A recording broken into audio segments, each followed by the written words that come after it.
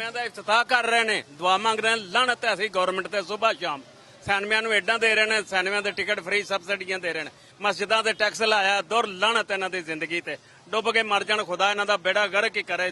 ਲੋਕ ਆਪਣੀ ਰੋਟੀ ਤੋਂ ਮਜਬੂਰ ਹੋ ਗਏ ਨੇ, ਸਮਝੇ। ਤੇ ਯਕਦਮ ਹੀ ਹੁਣ ਆਇਆ ਤਾਂ ਪਤਾ ਲੱਗਾ ਵੀ 20 ਰੁਪਏ ਰੇਟ ਵੱਧ ਗਿਆ, 253 ਤੋਂ 273 ਕਰ ਦਿੱਤਾ, ਸਮਝੇ। 5-7 ਮਿੰਟ ਦੇ ਵਿੱਚ ਆ ਫੌਰੀ ਇਹਨਾਂ ਦੀ ਕੁੜੀ ਜੋ ਨਸ ਗਈ ਹੈ ਬੇਗੈਰਤ ਦਿਆਂ ਪੁੱਤਰਾਂ ਦੀ, ਕਿਸੇ ਗੰਦੀ ਮਾਂ ਦੀ ਪੈਦਾਵਾਰ कुड़ी आवे, चोर डाकू।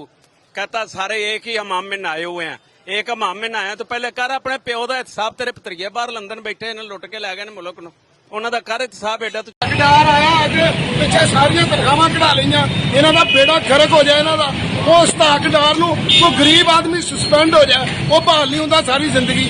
ठेकेदार नूं दोबारा बुला के पिछलियां सारियां तनखावां दे दित्तियां, ठीक आ। इहदे लई इह तां मुल्क नूं लुट्टण आए आ। ये वोट किस मकसद ਲਈ ਲੈਣ ਆਣਗੇ, ਕਿਹਦੇ ਕੋਲੋਂ ਵੋਟ ਮੰਗਣ ਆਣਗੇ। ਇਹਦੇ ਨਾਲ ਤਾਂ ਕਿਸੇ ਭੈਣ ਚੋ ਰੇਹੜੀ ਵਾਲੇ ਨੂੰ ਕੋਈ ਵਜ਼ੀਰ ਆਜ਼ਮ ਲਾ ਦੋ, ਉਹ ਚੰਗਾ ਮੁਲਕ ਚਲਾ ਲਏਗਾ। ਇਹ ਤਾਂ ਮੁਲਕ ਨੂੰ ਲੁਟੇਰੇ ਆ ਸਾਰੇ ਲੁਟੇਰੇ, ਚੋਰ ਡਾਕੂ। ਕੋਈ ਇਹਨਾਂ ਚੋਂ ਇਸ ਤਰ੍ਹਾਂ ਨਹੀਂ। ਜਿਹੜਾ ਇਹਨਾਂ ਦੀਆਂ ਕਬਰਾਂ 'ਚ ਕੀੜੇ ਪੈਣੇ ਆ, ਇਹਨਾਂ ਨੂੰ ਉੱਥੇ ਪੈਟਰੋਲ ਵੀ ਨਹੀਂ ਲੱਭਣਾ। ਅੱਲਾਹ ਤਾਲਾ ਨੇ ਇਹਨਾਂ ਨੂੰ ਉੱਥੇ ਅਜ਼ਾਬ ਤੇ ਲਟਕਾਣਾ। ਅੱਲਾਹ ਨੇ ਇਹ ਆਵਾਮ ਦਾ ਅਜ਼ਾਬ ਆ ਨਾ, ਜਿਹੜਾ ਆਵਾਮ ਦੇ ਦਿਲ ਦੀ ਬਦਦੁਆ, ਇਹ ਕਦੇ ਨਹੀਂ ਬਖਸ਼ੇ ਜਾਣੇ। ਗੱਲ ਆਏਗੀ ਨਹੀਂ, ਕੱਟੀ ਜਾਏਗੀ ਕਿਸੇ